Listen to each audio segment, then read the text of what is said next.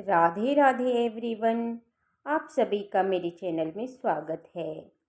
तो आइए आज आप सब जानेंगे कि मार्गशीर्ष मास यानी कि अघन मास शुक्ल पक्ष 2024 वर्ष में मोक्षदा एकादशी का व्रत कब धारण हो रहा है।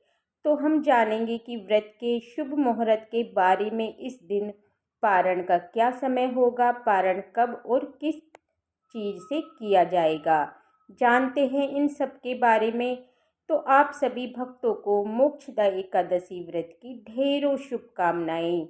आप सभी के जीवन में लक्ष्मी नारायण की कृपा से आप सभी को सभी प्रकार के सुख और समृद्धि की प्राप्ति हो।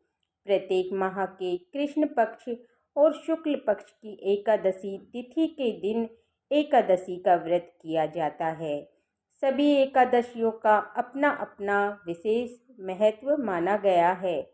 इसी प्रकार से मार्गशीर्ष मास शुक्ल पक्ष की मोक्षदा एकादशी व्रत का अपना विशेष महत्व माना गया है।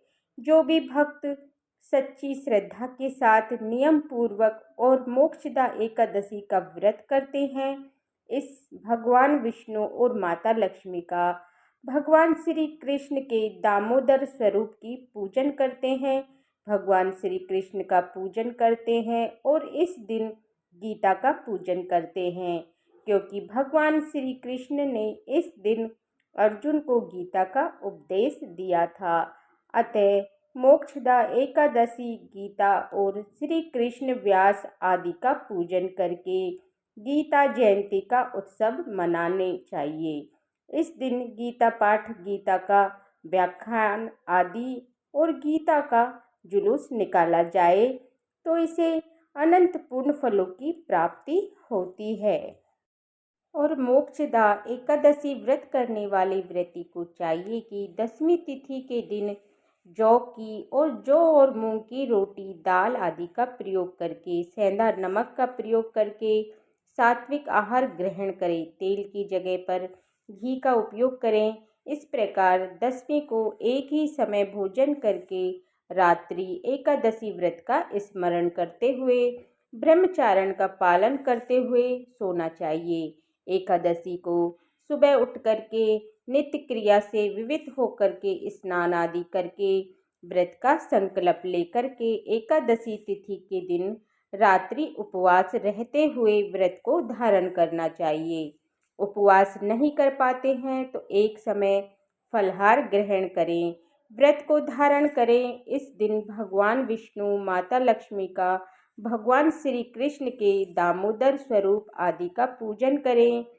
धूप, दीप, गंध, पुष्प आदि से पूजन करके अनेक प्रकार के निवेद्य आदि का भोग लगाएं और रात्रि में जागरण करें और अगले दिन जाकर के द्वादशी के सुबह उठकर के नित्य क्रियाओं से निवृत्त होकर के स्नान आदि करके शुद्ध वस्त्र धारण करके भगवान का पूजन आरती करें। उसके बाद ब्राह्मणों को भोजन करवाएं, ब्राह्मणों को दान और दक्षिणा दें और फिर समय के अनुसार व्रत का पारण करें। इस प्रकार करने से व्यक्ति को मोक्ष की प्राप्ति होती है।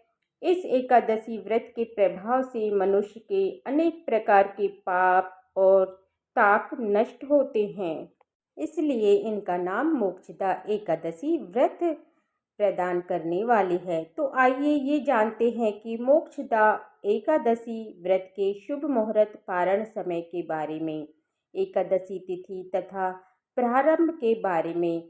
10 दिसंबर 2024 दिन मंगलवार रात्रि 3:44 यानी कि 11 दिसंबर को सुबह 3:44 से एकादशी तिथि शुरू है और एकादशी तिथि की समाप्ति 11 दिसंबर 2024 के दिन बुधवार रात्रि 1:25 पे एकादशी तिथि की समाप्ति है।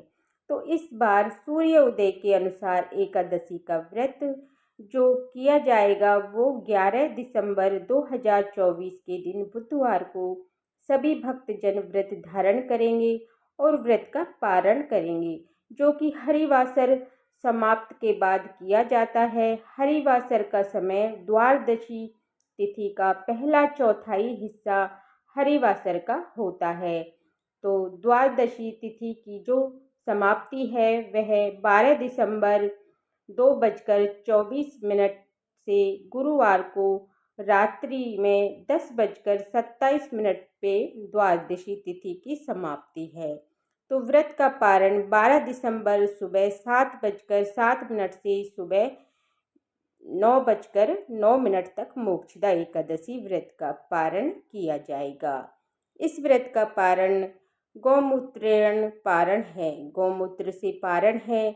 तो ये संभव ना हो तो आप जल, फल या तुलसी दल से इसका व्रत का पारण करें। 11 दिसंबर को ब्रह्म मुहूर्त का समय सुबह 5:15 से सुबह 6:09 तक होगा।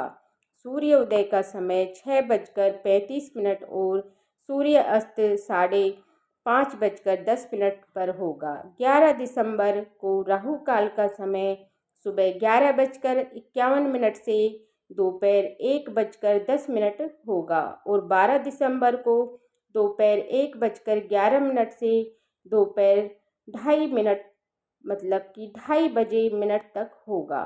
राहु काल के दौरान कोई भी शुभ कार्य ना करें या कोई नया कार्य नहीं करना चाहिए। इस बात का ध्यान रखें। नक्षत्र रेवती सुबह 11:48 तक होगा। उसके बाद अश्विनी नक्षत्र होगा। योग पर्यान सुबह 6:48 तक। उसके बाद परिधि रवि योग होगा। 11 दिसंबर को रवि योग बन रहा है जो कि सुबह 7:04 से सुबह 11:48 तक होगा। तो इस दिन भगवान का पूरे विधि विधान के साथ पूजन करें, कथा सुने, भगवान का भजन करें, भगवान की आरती करें, पुरुषोत्तम यंत्र का आदि का पाठ या श्रवण करें या विष्णु सहस्त्र नाम जो यह बड़ा ही पुण्य फलदायी होता है। एकादशी व्रत रखने वाले मनुष्य को शुद्ध सात्विकता का पारण करना चाहिए। व्रत के दौरान किसी के ऊपर क्रोध नहीं करना चाहिए। अपने मन में व्रती को ईर्ष्या का, द्वेष का भाव नहीं लाना चाहिए। ब्रह्मचार्य का पालन करना चाहिए और भगवान नाम के स्मरण करते हुए समय को व्यतीत करना चाहिए। इससे पुण्य फलों की प्राप्ति होती है। भगवान विष्णु अपने भक्तों के सभी प्रकार के पाप ताप को नष्ट करते हैं तथा सुख और समृद्धि का आशीर्वाद प्रदान करते हैं और अंत में भगवत धाम की प्राप्ति होती है। तो आशा करती हूँ कि आपको ये वीडियो अच्छी लगी होगी। तो पूजा के बारे में जानने के लिए, कथा सुनने के लिए आप मेरी चैनल को पहली बार आए हैं तो मेरे चैनल को प्लीज़ लाइक करें, सब्सक्राइब करें और बेल आइकन बटन को प्रेस कर दें, जिससे कि मेरी आने वाली नई वीडियो का नोटिफिकेशन आप सभी को मिल जाए। देखने के लिए बहुत बहुत धन्यवाद सभी को। राधे राधे, जय श्री कृष्ण। और सभी पर विष्णु भगवान की कृपा बनी रहे। ओम नमो भगवते वासुदेवाय नमः।